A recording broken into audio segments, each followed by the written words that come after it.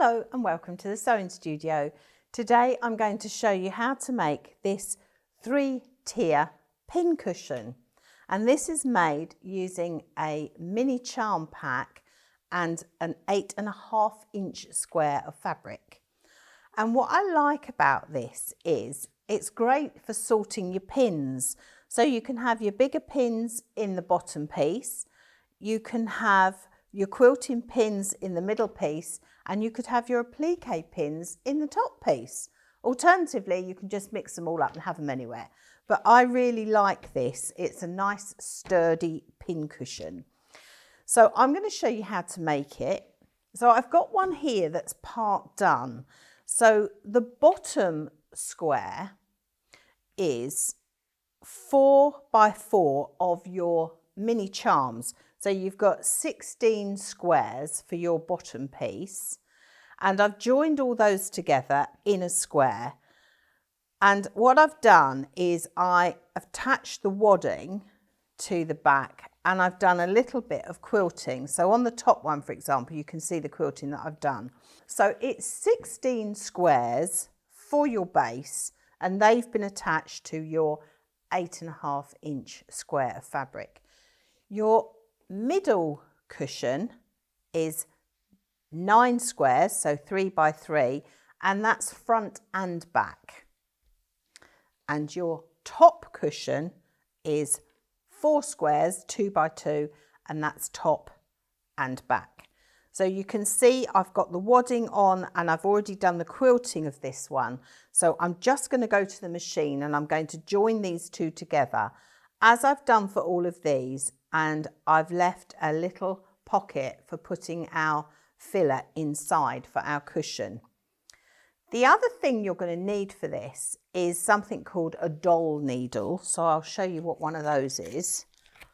So that's what they look like in the packet. So these are big long needles, and I've got a button on top of this one, so you can thread up to join all of your stack together.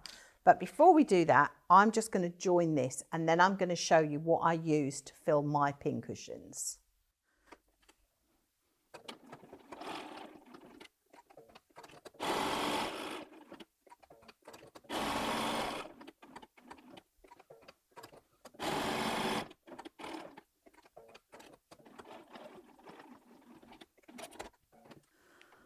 So I've sewn that and left a gap, and I'm now going to turn that through. So I'm just going to turn that through.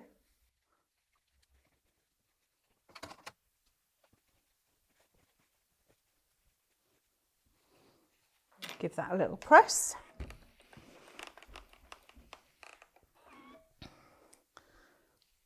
So that's the start of our cushions, of how we stack them. So the choice is yours for filler. So sometimes in the past I've used toy stuffing, and I've also got some lovely lavender, which I grew in my garden last year, which has been dried. So I sometimes put some lavender inside, so it smells really nice. And the other thing I've used is walnut shells. So they're ground up walnut shells, and you can buy these online. They're quite easy to get hold of. And these are great for keeping your pins sharp. So I've got some walnut shells. So I'm just going to fill these pin cushions with these. And what you would then do when you're happy with how much you've got in there, and what I would say is not to overfill them, you're going to hand sew the gap closed. I'm making a lovely mess all over my mat here. So that's probably enough, and then I'm going to close that gap by hand sewing that. So for now, I'm just going to pop a pin in it just to give you an idea.